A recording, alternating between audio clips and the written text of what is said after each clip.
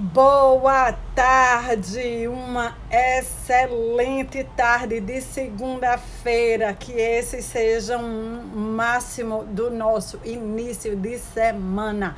E para você que já me acompanha nas lives, seja muito bem-vindo. E para você que está chegando pela primeira vez, seja também muito, muito, muito bem-vindo. Hoje eu vou estar lendo um texto que fala muito claramente conosco sobre a raiz da rejeição e quais são as sequelas que deixa na nossa vida. E como cada um de nós, ou muitos de nós, fomos expostos a essa raiz. Mas não somos condenados a permanecer nessa exposição e muito menos a frutificar os resultados dessa exposição que houve nas nossas vidas.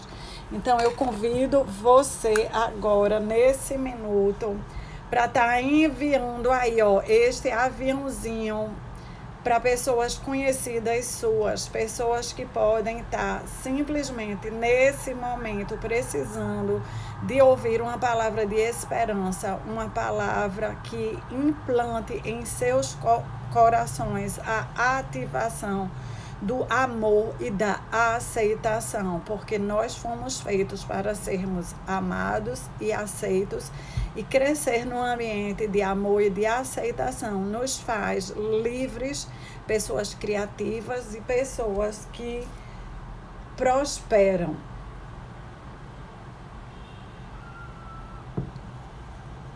O texto que eu vou ler nessa noite é a história de Mefibosete. Mefibosete, ele retrata para nós, muitas vezes, uma parte da nossa história. Quem é Mefibosete? Mefibosete, ele foi o neto do rei Saul, o primeiro rei do país de Israel, e filho de Jonathan, um guerreiro. Então ele tinha na identidade dele simplesmente uma identidade de nobreza. Ele tinha na linhagem dele a nobreza. Mas o que é que acontece com a história de Mefibosete? Acontece que o país onde ele nasceu estava em guerra, e num único dia de guerra ele perde o pai e o avô. E não só o pai e o avô, mas o país foi invadido e as pessoas precisaram fugir nas pressas. E a babá de Mefibosete agarra Mefibosete para ficarem com vida e sai correndo desesperadamente com ele. E nessa fuga, ela derruba a criança, que tinha apenas 5 anos de idade. E eu acredito que nessa queda ele fratura partes da perna. E naquela época eles não trataram, então ela derruba, mas ela pega e eles conseguem fugir e eles conseguem chegar numa terra chamada Terra de Gileade. E lá eles são abrigados por uma família que cuida deles e cria ele, mas a perna dele não volta a sarar e ele cresce como um aleijado. Só que naquele momento, naquela época, para aquele povo, para aquela cultura, pessoas que tinham deficiência no físico eram tidas como pessoas que o mal as acompanhava. Então elas eram marginalizadas, elas eram tratadas com discriminação. E assim, Mefibosete, que veio de uma linhagem de rei, ele cresce lá longe, num país que não era mais o seu país, numa cidade que não era mais a sua cidade, não era mais o seu palácio. Ele deixou de ser o rei e ele passou a ser a pessoa que era amparada, a pessoa que era coitadinha, que tinha suas pernas quebradas. E ele cresce lá e a vida passa muito, muito tempo. Inclusive, ele casa, ele constitui família, ele tem filho. E o tempo vai passando e ele se adapta à nova identidade, uma identidade que foi forjada na dor, no sofrimento, uma identidade que foi adulterada. De fato, ele esquece a sua verdadeira identidade e ele esquece os seus direitos legítimos, que ele tinha direitos legítimos por ser neto de rei. Mas Deus, na sua imensa misericórdia, faz com que o mundo dê muitas e muitas voltas. Assume o reinado de Israel Davi. E o rei Davi era um homem de muito caráter e um homem de uma palavra infinita. Ele era muito fiel. E ele tinha sido muito, muito amigo de Jonatas. Amigo e irmão. Eles tinham feito, inclusive, um juramento um para o outro. E um belo dia, no meio do seu reinado, no meio de suas múltiplas atividades, de suas responsabilidades, o rei Davi simplesmente acorda nesse dia e resolve chamar um empregado que estava lá por perto. Na verdade, ele sonda com os empregados dele se tinha restado alguém da linhagem do rei Saul vivo. E aí eu vou ler o texto porque vai ficar mais fidedigno. Esse texto está em 2 Samuel 9. Um dia, Davi começou a perguntar se haveria alguém da família de Saul com vida, pois ele queria fazer o bem a essa pessoa, tal como ele tinha prometido ao príncipe Jonatas. Então lhe falaram de um tal de Ziba, que tinha sido um dos servos do rei Saul. Davi, então, manda chamar Ziba. E Ziba responde: sim, senhor, eu sou Ziba. Você conhece alguém que ficou vivo da família de Saul? Porque eu quero cumprir a minha promessa de demonstrar a bondade de Deus a essa pessoa. E Ziba então responde: há um filho de Jonatas que ainda vive, mas ele já vai entregando a fraqueza, mas ele é coxo, ou seja, ele é aleijado, o mal está na vida dele, ou seja, o Senhor rei, o Senhor que é nobre, o Senhor que representa o poder, que representa a riqueza, não quer ter nada a ver com o coxo. É por isso que eu estou logo lhe dizendo que ele é coxo. Então o Senhor não tem nada que está fazendo a bondade para o coxo. Foi mais ou menos isso que esse servo passou para o rei Davi. Mas o rei Davi, ele era um homem fiel ao que ele pensava, ao que estava no coração dele, aos princípios que ele tinha aprendido a seguir com o próprio Deus. E aí ele pergunta: onde que mora este homem? E o servo Ziba responde: em Lodebar. Lodebar significa na terra dos esquecidos, na casa de Marqui, filho de Amiel. Então Davi nem dá também ouvido ao endereço. Era um endereço das pessoas marginalizadas. Ele nem quer saber. Ele manda uma comitiva buscar o filho de Jonatas, que era o neto de Saul, que se chamava Mefibosete. Agora, o que é o nome Mefibosete? Primeiro, Mefibosete não foi o nome de nascença desse jovem. Ele tinha um outro nome. Esse nome foi dado em cima dele, porque quando a pessoa vai tendo um infortúnio, as outras pessoas começam a rotulá-la. E rotularam esse jovem de boca da vergonha. Ele se tornou a boca da vergonha. Primeiro porque o avô dele e o pai tinham sido derrotados num único dia, e a derrota do avô e do pai significava a derrota da nação. Fora isso, ele tinha ficado coxo das duas pernas. Então, ele era simplesmente a representação da vergonha para quem falava com ele. E rotularam ele com esse nome, e esse nome ficou até a idade adulta. Só que Davi simplesmente manda chamar Mefibosete. E Mefibosete vem à presença do rei, à presença do soberano. É claro que tem todo um ritual para se entrar na presença do rei. Mas aqui está contando uma narrativa bem direta, excluindo a parte do ritual. E ele vem e ele sauda o rei, se inclinando perante ele num sinal de profunda submissão. E aí o rei Davi fala, não tenha receio. Ele veio se tremendo. Por que ele veio se tremendo?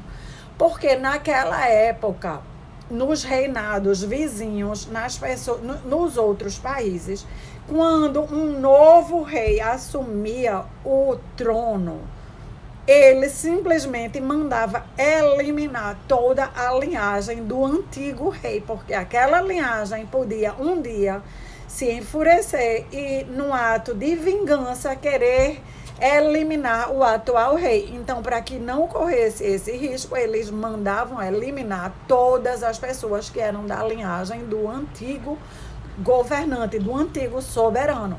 Mas acontece que o rei Davi não era esse tipo de governante. Ele era um homem, como eu falei, de caráter.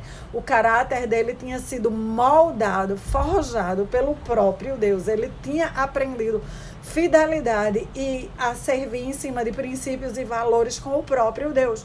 Então ele vai logo se dirigindo a Mefibosete, para tirar todo o receio e todo o temor que estava no coração de Mefibosete. E ele fala, não tenha receio. Eu mandei você vir aqui na minha presença para que eu, o rei de Israel, o rei dessa nação poderosa, possa fazer o bem a você. Mas não tem nada a ver com você, e sim com uma promessa que eu fiz ao seu pai, Jonatas. E eu vou, por causa dessa promessa, te devolver todas as terras que pertenceu ao seu avô Saul.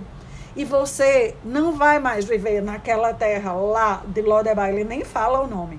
Você vai viver aqui no meu palácio. Ou seja, a boca da vergonha, as pessoas que o chamavam de vergonha, agora ia ver que do dia para a noite, de repente, a sorte desse rapaz tinha mudado. De repente, ele vivia numa terra marginalizada, agora ele ia viver num palácio. De repente, ele era tratado como um qualquer, chamado de Mefibosete, agora ele ia fazer as refeições na presença do rei. As iguarias do rei, as comidas do rei, os quitutes do rei, ele ia participar da conversa do rei, ele ia ouvir tudo que estava se passando no palácio, tudo que estava se passando no reino, porque é na mesa que se conversa e que se tomam as decisões. E o rei Davi estava devolvendo a esse jovem simplesmente a identidade dele, que tinha sido sequestrada e adulterada por todos esses anos. É tão impactante o que o rei está fazendo, que o próprio Mefibosete, ele se joga no chão, prostrando com a cara no pó, literalmente. E com a cara no pó, ele começa a falar para o rei que será possível que o rei se mostre assim tão bom para alguém que não passa de um cão morto como eu. Então veja mesmo, o que é que tinha acontecido com esse jovem? Todo o sofrimento que ele tinha vivido aos 5 anos de idade, a fuga com a babá, tudo que ele teve que sofrer para as pernas que foram quebradas e que sararam de qualquer forma. E o que ele teve que ouvir ao longo dos anos, que o avô dele e o pai dele tinham levado a nação à desgraça, à vergonha, e que ele era simplesmente a boca da vergonha, a representação da vergonha, que ele tinha que viver bem longe, bem esquecido, tudo aquilo tinha impregnado nesse jovem.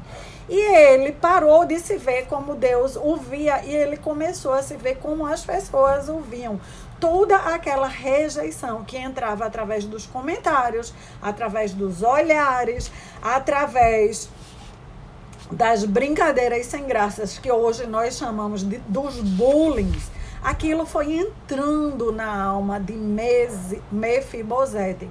Ele sofreu abuso físico, ele sofreu abuso verbal, ele sofreu abuso emocional.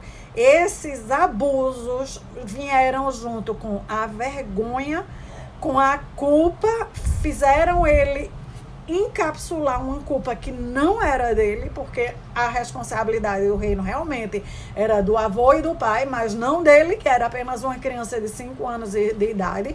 A rejeição de todas aquelas pessoas através das palavras foram entrando na sua alma e foram destruindo a autoimagem que ele tinha ao próprio respeito. Ele tinha 5 anos de idade quando tudo aconteceu, e durante toda o restante da infância dele, da adolescência, ele teve que ouvir aquelas histórias contadas e recontadas. Boa noite, Dona Rosa. Contadas e recontadas, e ele se perguntava, junto com que todos aqueles comentários, existe realmente algo muito errado comigo? Ele olhava para as pernas dele, que não tinham cicatrizado, ele tinha ficado manco, ele tinha ficado coxo numa época onde não existia cadeira de roda. Então ele, para andar, ele se arrastava no chão, onde as pessoas andavam em pé eretas, ele se arrastava no chão. Então ele passou a se ver justamente com esse olhar, uma autoimagem muito pequena, uma autoimagem muito pobre, muito deteriorada.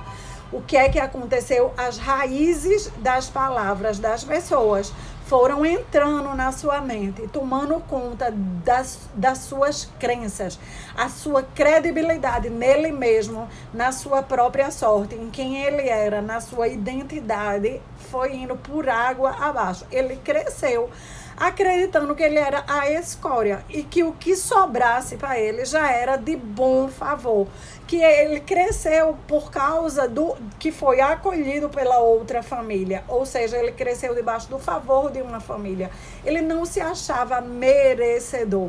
Então, da mesma maneira como ele nunca se viu a vida inteira, é assim como ele fala para o rei: será possível que o Senhor, rei, vai se mostrar assim tão bom para alguém como eu, que não passa de um cão morto? Então, ele nem se achava apenas um cão. O cão, naquela época, para aquela cultura, era tido como o animal mais sem graça, que não significava nada. O cão, ele era enxotado, ele vivia dos restos que os donos deixavam cair debaixo da mesa. E ele se compara ao cão, mas ele se compara pior do que ao cão. Ele se compara a um cão morto, porque um cão vivo ainda poderia ser um cão de caça, ainda poderia ser um cão de guarda, que guardava a casa, a fazenda, a família.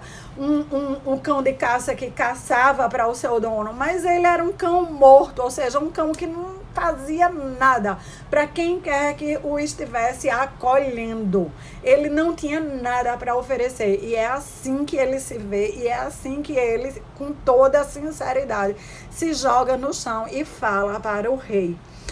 Mas Davi, ele via ele como Deus o via. Davi via ele um nobre, Davi via ele uma pessoa real, uma pessoa que era digna de ser cuidada, de ser amparada, e era uma pessoa inteligente e que tinha sido rebaixado de posto. Então Davi simplesmente o levanta de posto, trazendo para morar no palácio e devolvendo para ele bens.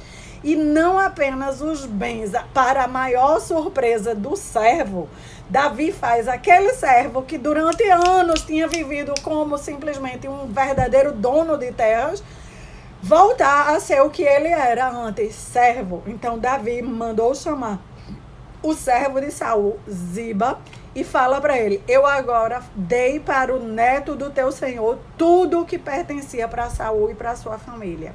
E você, os seus filhos e os seus servos vão trabalhar nas terras dele, para que a família dele tenha sempre o que comer. E quanto a ele próprio, ele vai morar aqui comigo, sou eu que vou alimentar a ele. Então aquele servo, porque andava, porque falava, aquele servo que tinha tido 15 filhos, que tinha uma família enorme, ele passou a se ver como maior do que o senhor dele, porque o senhor dele morava numa terra lá longe, a terra de Lodebar, uma terra esquecida das pessoas marginalizadas, porque o senhor dele tinha ficado coxo, e para aquela cultura um coxo era uma pessoa que não valia nada, então ele passou a olhar para o senhor dele como uma pessoa que não valia nada. E em um segundo, Davi restitui Mefibosete à posição correta, coloca o servo também na posição correta.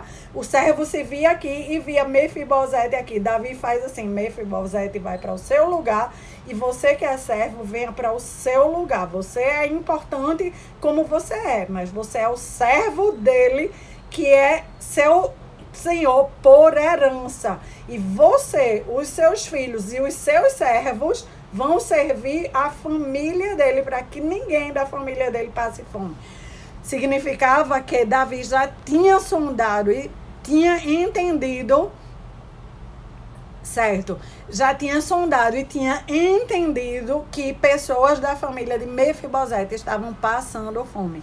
Mefibosete, ele não conseguia se ver com uma imagem real de quem ele era, nem dos direitos que ele tinha. Então ele não se comportava e não reivindicava o que era para ele de direito. Ele casou, sim, ele teve um único filho, enquanto o servo dele casou e teve logo 15 filhos. Então, naquela cultura também, ter muitos filhos fazia você parecer ser muito poderoso. E quando você tinha nenhum filho ou pouquíssimos filhos, como um filho, fazia você parecer ser uma pessoa muito pobre, muito esquecida. Então, tudo estava colaborando na mente de Mefibosete para fazer com que ele acreditasse que ele realmente não tinha valor e que ele realmente não tinha merecimento. Mas em um segundo, o rei Davi restitui para ele tudo que era de direito. E ali, o servo, na frente do rei, é claro, só faz assentir. Ele fala, sim, senhor rei, eu farei tudo o que o senhor está mandando. E daí em diante, Mefibosete se mudou ao palácio, passou a comer na mesa regularmente com o rei Davi, como se ele fosse um dos filhos do rei Davi. E Mefibosete, ele tinha um filhinho pequeno que se chamava Mica. E toda a família do servo Ziba passou a trabalhar a serviço da família de Mefibosete. Mesmo Mefibosete sendo coxo, ele foi numa cultura completamente preconceituosa. Davi, ele quebra todos os padrões. Ele não está preso a padrão, ele não está preso a comentário, ele não está preso ao que as outras pessoas iam falar dele, iam falar do rei. Ele estava sendo fiel a uma promessa que ele tinha feito a Jonatas, e ele era sempre guiado por princípios e valores que vinham da parte de Deus. Então, quando nós somos guiados por princípios e valores que vêm da parte de Deus, nós não vamos nos preocupar com o que outras pessoas vão falar de nós quando nós estamos simplesmente nos dedicando a fazer o bem. O que Davi estava fazendo era restituindo para uma pessoa o que era de direito dela. E ele, para fazer isso, foi contra todo o pensamento da cultura e da sociedade, que diziam que o coxo não podia sentar na mesa do rei, que o coxo não era uma pessoa abençoada, e que quem se sentasse com uma pessoa que não era abençoada era como se pegasse a doença de não ser abençoado. Ou seja, Davi estava dizendo, eu não tenho medo disso, para falar a verdade. A bênção não está em nenhuma dessas pessoas, a bênção está em Deus, a bênção está em mim, a bênção está no meu palácio, e eu distribuo ela para quem eu acho que é para ser distribuída e para quem eu acho que é de direito de ser distribuída. E nesse caso, esse rapaz, ele tem o direito de viver esta vida. Então, assim, eu hoje contei essa história para vocês, para que nós possamos ter mais ou menos um início de uma noção do que pode acontecer com a nossa própria identidade.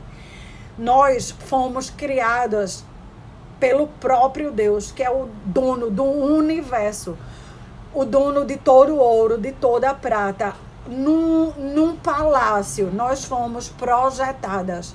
E nessa projeção, nós fomos colocadas, cada um em uma cultura, cada um em uma família, cada um em uma época para vivermos. E podemos, como Mefibosete, muito ao longo da nossa infância, ter ouvido muitas histórias e muitas palavras que denegriram a nossa identidade, que adulteraram a nossa verdadeira identidade. A nossa verdadeira identidade, ela está conectada com a identidade do nosso Criador. Nós somos imagem e semelhança do Deus vivo, do Deus Altíssimo. Nós somos filhas de rei, mas nós ouvimos tanta coisa ao nosso respeito contrário a isso. Tanta coisa que tirou de dentro de nós a nossa verdadeira autoimagem, que podemos estar andando nesta terra com uma autoimagem muito pobre ao nosso próprio respeito. Podemos estar andando como mulheres coxas, como mulheres rejeitadas, como mulheres que, de tanto que ouvimos, de tanto que houve abuso verbal, abuso emocional, isso entranhou na nossa mente, nas nossas emoções, e fez com que raízes de rejeição se estabelecessem na nossa vida, e crescemos em cima dessas raízes. E o que é que acontece? Lá na frente, nas nossas vidas, os frutos que podemos estar dando podem ser alguns desses aqui que eu vou ler para que a gente possa saber. Quando na nossa infância e quando na nossa adolescência houve abuso, vergonha, culpa, rejeição, uma autoimagem pobre se estabelece e há uma tendência disso voltar a acontecer na nossa vida adulta. E aí vai começar a acontecer uma tendência nossa a não termos esperança de que coisas boas são para nós. Temos uma mente focada no que há de negativo. Há uma tendência de enxergarmos primeiro em todas as circunstâncias o que há de ruim, o que há de pior. Nós temos uma falta incrível de autoconfiança. Podemos, por causa da dor e da amargura, termos dentro dos nossos corações uma hostilidade. E essa hostilidade, para quem tem ela não consegue ficar dentro, ela começa a sair. E ela sai na nossa voz, ela sai na nossa conversa. Nós nos tornamos mulheres que somos críticas, então nós estamos sempre encontrando o defeito e sempre mostrando a quem está ao nosso redor o defeito através das nossas críticas, das nossas palavras. Nós podemos nos tornar mulheres que estão sempre reclamando do que nos falta, ao invés de enxergarmos aquilo que nós já temos e sermos gratas. Podemos nos tornar mulheres melindrosas. O que é uma mulher melindrosa? É aquela mulher que o tempo inteiro tudo está doendo nela e dói muito mais do que em outras pessoas. E podemos também estar vivendo dentro de um poço de autopiedade, onde nós, por não enxergarmos a vida de uma forma diferente, estamos sempre enxergando que a nossa situação é uma situação digna de pena. Nós temos pena de nós mesmos, nós não encontramos solução, não encontramos saída, não conseguimos acreditar que existe algo diferente, e tempo demais num poço de autopiedade nos leva a um poço onde tudo fica no negativo, que é o poço da depressão. E aí nos falta o rumo, nos falta a esperança, nos falta o brilho, nos falta a alegria, nos falta o vigor, porque nós vamos ficar colocando para fora através dos nossos comportamentos negativos que vão atrair novos comportamentos negativos. Então, uma infância sofrida, ela pode ser, sim, a ponte para uma vida adulta cheia de conflitos. E aí, eu estou trazendo esse alerta, que isso é uma coisa muito comum de acontecer. E que, no Brasil, por causa dos dados e das estatísticas, mais de 85% dos lares têm algum desses frutos, ou praticamente todos esses frutos acontecendo nele. Por quê? Por causa de que existe um abandono, existe muitas vezes uma infidelidade nas relações, infidelidade na relação do marido com a esposa, ou da esposa com o marido, infidelidade na relação dos pais com os filhos. E aí isso faz com que haja infidelidade na relação dos filhos com os pais, a quebra nos relacionamentos, pessoas nas famílias que param de falar, que carregam ódio, raiva, mágoa uns dos outros, e rejeição que sai através das críticas, através das fofocas, dentro de casa, dentro dos lares. Então, esses conflitos que acontecem dentro do lar, ele faz com que essas raízes, elas vão engrossando, e elas, ao engrossarem, fazem com que as pessoas cheguem na vida adulta tendo todos esses frutos, ou alguns desses frutos, nas suas raízes. E aí, Ana Cláudia, o que é que se faz quando se sabe disso? Bem, é para isso que a gente está nesses estudos, para entendermos que o Senhor Jesus, ele veio para a Terra justamente porque ele não nos fez para vivermos dessa maneira. Ele nos fez para termos um lar onde existe aceitação e amor. Um lar onde existe aceitação e amor vai gerar a raiz produtiva na família, para que aquela família cresça como uma árvore frondosa, como uma árvore de justiça. E os frutos de uma árvore de justiça, de uma árvore frondosa, são bondade, fidelidade, mansidão, domínio próprio, benignidade, paciência, paz, alegria e amor. Então, se eu hoje moro num lar onde não tem nada disso, ótimo, você está no lugar certo e na hora certa, porque é a partir de você que tudo isso vai começar. Foi a partir de Jesus que ele veio e implantou o reino dele aqui na terra. E esse reino distribuiu as sementes do amor e da aceitação. Então, a partir de entendermos a nossa identidade, onde o nosso verdadeiro Pai, a nossa paternidade perfeita e divina está em Deus, e tudo mais que nós precisamos, como um advogado, como um conselho, como toda a fonte de justiça e de direção que vem de Deus, então nós podemos todos os dias ir na fonte e encontrar essa aceitação e esse amor que eu e você tanto precisa. E ao nos abastecer dessa aceitação e amor, como é que a gente faz isso? Passando algum tempo na presença de Deus. Eu preciso estabelecer um tempo que eu passe na presença de Deus, seja 3 minutos, 5 minutos, 10 minutos, todos os dias, é igual ao celular. Se eu não boto o meu celular no carregador, vai descarregar e no outro dia ele vai estar pifado. A mesma coisa acontece com todos nós que somos filhos de Deus. Se nós não vamos para a presença de Deus, para carregar nessa presença de Deus esse lugar de amor e de aceitação, nós não vamos permitir que esse amor vá entrando e preenchendo todo o nosso ser, preenchendo. E se esse amor não entra e não preenche todo o meu ser, eu saio para as minhas atividades de forma amargurada, mal-humorada, chateada, porque eu não vou estar abastecida, eu vou estar com a minha carga pifada, como o celular que não foi carregado.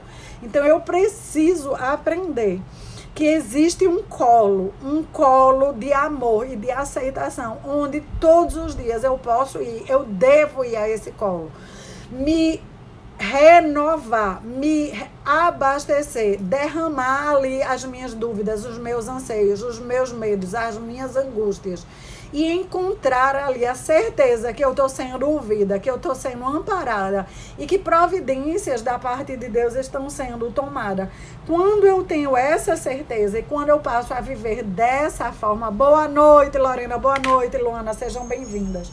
Aí as coisas na minha vida começam a fluir com mais leveza. E eu porque eu recebo de Deus amor e aceitação, eu consigo transmitir para as pessoas que estão ao meu redor também amor, aceitação, paciência, bondade, benignidade. Para eu transmitir algo, eu preciso primeiro ter recebido esse algo. Então, se eu estou abastecida, eu consigo transmitir. Se eu não estou abastecida, eu vou transmitir o que eu estou desabastecida. Então, o mês de outubro eu vou começar a falar e continuar falando justamente das feridas que estão na nossa alma, as feridas que entraram na nossa infância, que foram reforçadas na adolescência e que vêm nos acompanhando na vida adulta, e que se nós não olharmos para elas e não começarmos a permitir, a dar espaço a Deus. E como é que a gente faz isso, negócio? Só chamando. Deus, olha, eu estou descobrindo isso. Deus, olha, está doendo assim. Deus, fulaninho fez um comentário que doeu tanto, eu tive vontade de fazer isso e aquilo. Eu preciso olhar para mim, eu preciso olhar para as minhas reações, eu preciso começar a conhecer as minhas emoções. Eu preciso começar a aceitá-las, não é rejeitá-las. As pessoas, elas não querem admitir que elas sentem raiva, que elas sentem ódio, que elas sentem inveja, que elas sentem o que quer que seja, porque elas acham que isso é uma vergonha. Mas só que num colo de um pai amoroso, não é para a gente sentir vergonha, é para nós nos sentirmos acolhidas. E se ele pode nos acolher como somos, nós também podemos. E quando nós nos acolhemos, aí sim nós estamos prontas para ir para o próximo passo. Eu sinto mesmo isso. Eu sinto isso quando acontece tal coisa. Eu sinto isso quando eu escuto isso. Eu sinto isso quando meu marido é super grosseiro comigo. Parece que o mundo acaba. Eu sinto isso quando eu escuto tal coisa. Então, eu começo depois que eu acolho o que eu sinto e admitir o que eu sinto, a descobrir quais são os gatilhos que disparam isso. E a partir daí eu começo, então, a conseguir entender de onde veio tudo isso. O que é que está gerando tudo isso e que não é A, nem B, nem C que está me fazendo sentir isso. Isso é algo que eu já carregava de lá de trás. A, B e C está sendo apenas o espelho que está me mostrando que isso sempre teve dentro de mim. E está me dando a oportunidade de ir para o colo de papai para tratar, para aprender com papai como tratar, como curar. Prestem atenção, Deus, ele não rejeita ninguém, somos nós que rejeitamos. É a nossa sociedade que é preconceituosa e muitas vezes nós compramos o preconceito da sociedade. Mas nós precisamos aprender com esse texto que o rei Davi, ele não comprava o preconceito da sociedade. Ele era guiado pelos princípios e valores divinos e ele era capaz de romper com todo e qualquer preconceito para fazer o bem. Então, nós precisamos ser capazes de romper com os nossos próprios preconceitos para começarmos a fazer o bem a nós. E aí, à medida que vamos fazendo isso conosco, vamos estando aptas para fazer o bem a quem está ao nosso redor. Porque quanto mais preconceito eu tenho comigo, mais preconceito eu tenho com o outro. Então, se eu sou uma pessoa preconceituosa, com emoções, com comportamentos na rua de outras pessoas, se eu estou sempre criticando, falando e ressaltando a parte negativa de comportamentos das pessoas que me cercam, eu preciso entender que eu sou uma pessoa preconceituosa. E está na hora de eu abaixar a guarda dos preconceitos. Ou seja, o que é? O que é preconceito? É um conceito que eu tenho pré-definido. Só que nem sempre o meu conceito pré-definido ele está correto. Então eu preciso abaixar a guarda. O que é abaixar a guarda? parar de ter opinião demais e simplesmente começar a me aceitar como eu sou.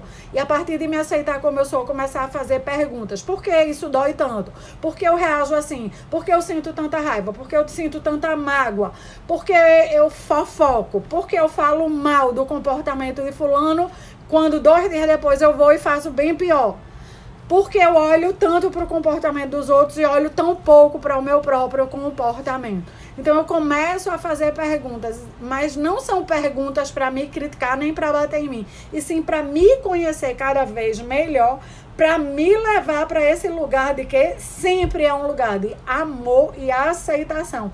Porque é no amor e na aceitação que nós crescemos em mansidão, fidelidade, bondade, benignidade, paciência, paz, alegria e domínio próprio, que é o que todo mundo quer. O que é domínio próprio? É uma pessoa que sabe gerir suas emoções, sabe gerir suas palavras, sabe gerir seu comportamento. Mas gerir não é fingir. Muitas vezes nós estamos fingindo comportamentos que não são nossos. Gerir é, eu já me conheço o suficiente, o meu eu normal iria por esse caminho, mas eu já sei que esse caminho é um caminho de dor, eu escolho ir por esse outro caminho. Então, eu estou fazendo uma gestão de escolhas de comportamento. Aí sim, eu estou crescendo e não fingindo. Né? Então, nesse momento eu vou orar por essa parte que nós já falamos. Se vocês têm aí pedidos de oração, essa é a hora de vocês escreverem agradecimento ou pedidos.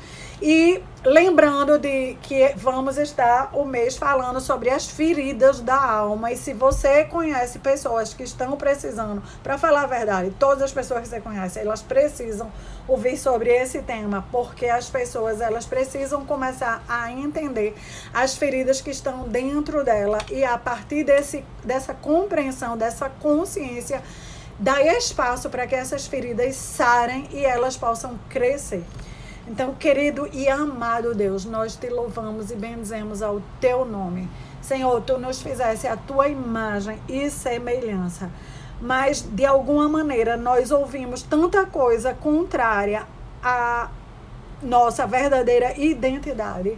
Nós somos mulheres preciosas, valorosas, nós somos únicas, nós somos feitas de uma forma tão especial. E nós ouvimos ao longo da nossa vida tanta coisa contrária a isso, que adulterou a nossa identidade, que fez com que possamos estar tendo uma autoimagem nossa muito pobre. Ó Deus, em nome de Jesus, nós colocamos essas feridas diante de Ti. Uma autoimagem pobre, uma vida cheia de rejeição, uma vida cheia de culpa, uma vida cheia de vergonha e uma vida marcada por o abuso. Nós colocamos tudo isso e todas essas raízes que podem estar nos cercando e cercando as nossas famílias, Senhor. E te pedimos que o Senhor possa estar visitando o nosso lar, visitando as nossas origens, visitando essas raízes desde já com o teu bálsamo, com a tua cura, que a consciência do que quer que seja que tenha nos acontecido não define a nossa identidade, e que a boas novas, que o Senhor está sempre disposto a nos restituir a nossa verdadeira identidade, a nos colocar para sentarmos na mesa do rei, para ouvir as conversas do rei, para comer as comidas do rei, para participar das decisões do reinado, porque este é o Deus a quem nós servimos, e é este o chamado que o Senhor tem para nós.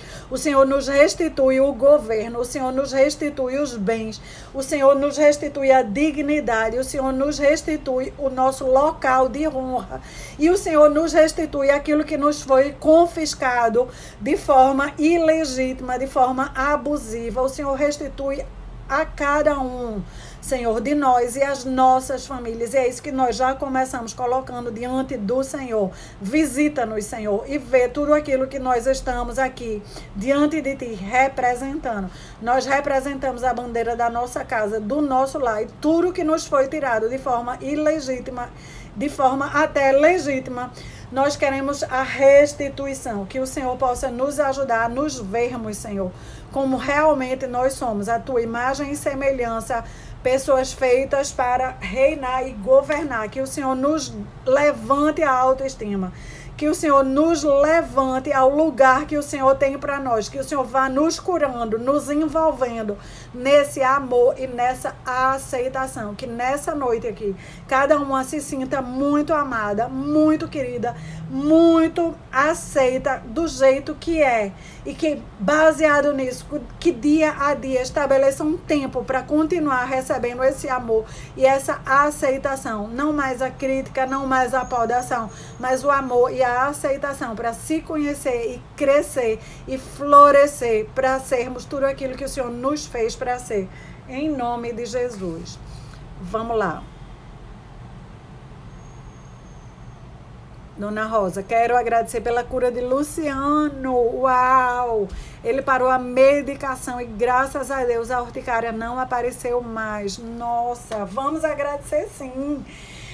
Querido e amado Deus, nós te louvamos, Senhor. Oramos aqui várias vezes pela vida de Luciano, exatamente por essa coceira que vinha, Deus sabe de onde. Várias vezes ele mudou de medicação, mudou de tratamento, mas desta vez ele chegou ao final do tratamento e a medicação encerrou o tempo e até agora, e se Deus quiser, não vai mais retornar de forma alguma essa coceira, essa urticária que tirava a paz desse homem, em nome de Jesus. Que ele possa permanecer em paz, que a alma dele fique em paz, que as emoções estejam em paz e que Luciano continue crescendo em sabedoria, estatura e graça diante de ti e diante de todos que o cercam, para a glória de Deus. Obrigada, Senhor. Luana está colocando aqui, ó, gostaria de pedir oração pela semana de provas que vai ter início hoje. Sim, vamos lá. Deus amado, nós sabemos, Senhor, que Luana teve todo esse tempo recebendo novas informações. Nós te pedimos em nome de Jesus que nos lugares onde essa informação foi armazenada, que ela possa na hora certa sair, brotar, que em cada prova que Luana vai estar fazendo para ser testada, ela vai estar ali sendo aprovada, que o Senhor dê a ela a paz que ela precisa, o entendimento que ela precisa, que o Senhor dê a ela as técnicas que ela pode usar de respiração, muitas vezes quando dá um branco, levantar e ir no banheiro para ter um tempo para respirar e o cérebro oxigenar.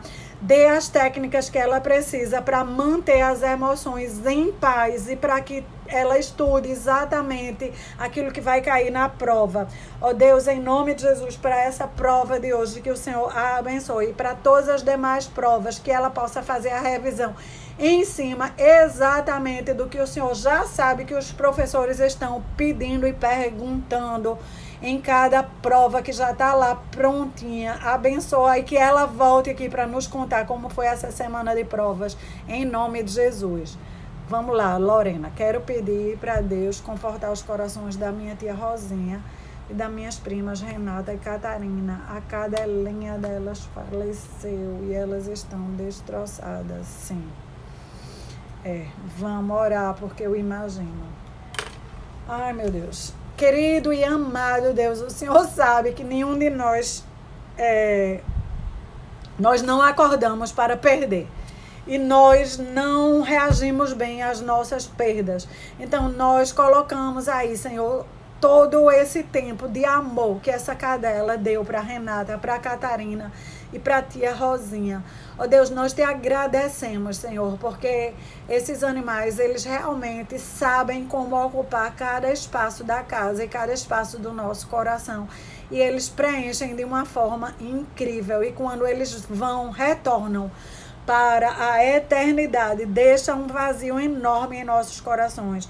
Deus, que o Senhor possa dar para a tia Rosinha, para a Renata e para a Catarina a certeza que a cadelinha dela está brincando eternidade no paraíso, no jardim muito lindo. E que elas sejam confortadas, que o Senhor traga esse conforto e esse consolo, e que o Senhor traga o que elas estão precisando nesse momento para passar por isso tudo da melhor maneira possível. Em nome de Jesus. Tá, vamos orar por ele, Nete. Gente, Severino é o cunhado de Nete. A gente já orou várias vezes aqui. Ele tem uma situação um pouco delicada, mas ele está sendo tratado. E ela colocou aqui, ó, que ele está tomando as plaquetas de sangue e que está reagindo bem. Então, querido e amado Deus, nós te agradecemos por estar atendendo todas as orações que nós temos feito por Severino. Obrigada por ele estar reagindo bem, Senhor, a essas plaquetas de sangue. Que ele continue reagindo cada vez melhor. Que o organismo dele reaja cada vez melhor. Que ele vá sarando, que ele vá sendo restaurado. E que ele tome conta também de todas as outras áreas que precisam ser tomadas conta. A alimentação, as emoções e tudo que influencia para que ele possa ter uma recuperação cada vez melhor, em nome de Jesus. Vamos orar também pelas duas mães que ainda estão na UTI, que quando seus bebês nasceram, 10 dias depois elas tiveram um AVC, e por outras pessoas aqui desse grupo que estão sofrendo com algumas doenças que são bem complicadas, até como câncer. Querido e amado Deus, eu oro, Senhor, pelas duas mães. Ó Deus, em nome de Jesus, o Senhor as tem segurado até hoje, vivas. O Senhor tem dado sinais que elas estão melhorando, Senhor. É no teu tempo, é na tua velocidade. Que o Senhor vá dando conforto às famílias, que o Senhor vá dando as reações que elas precisam ter, que o Senhor vá trazendo do norte, do sul, do leste e do oeste. Tudo que elas precisam na parte médica, na parte emocional, na parte espiritual. E que esses bebês continuem crescendo em sabedoria, estatura e graça. Que haja anjos na terra cuidando desses bebês enquanto suas mães são restauradas ao seu lar. Ó Deus, e os outros membros do nosso grupo que tem algum tipo de enfermidade, que seja fibromialgia de Elma, que seja o câncer, o que seja, ó Deus, nós te pedimos por elas, que o Senhor possa estar vindo, que o Senhor possa estar a cada dia, não apenas confortando e consolando, mas dando a graça, dando o favor que elas, cada uma precisa para viver a melhor vida possível, apesar da situação em que elas estão inseridas, apesar do cenário em que estão inseridas, apesar das privações e de alguns nãos que têm recebido por conta dos diagnósticos. Mas Deus, Tu és o Deus de vida, Tu és o Deus de saúde, Tu és o Deus de boas novas, de novidade. E nós ativamos tudo que o Senhor tem de novidade para nós, para as nossas famílias e para as famílias de todos que nós temos orado aqui, todos que têm sido representados aqui. Em nome de Jesus. Mais algum pedido?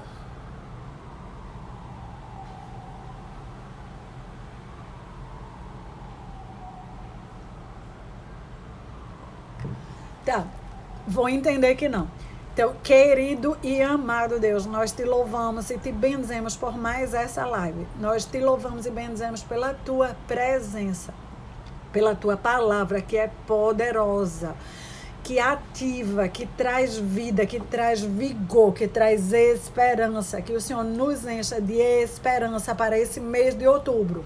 Que seja um mês de renovação, que seja um mês de vida, que seja um mês onde nós sejamos do norte, do sul, do leste e do oeste, surpreendido por todas as boas novas que o Senhor tem para nós e para os nossos familiares. Ó Deus, nos guarda, nos protege, protege as nossas finanças, protege os nossos pensamentos, protege as nossas emoções, protege os nossos desejos, Senhor, protege os nossos sonhos.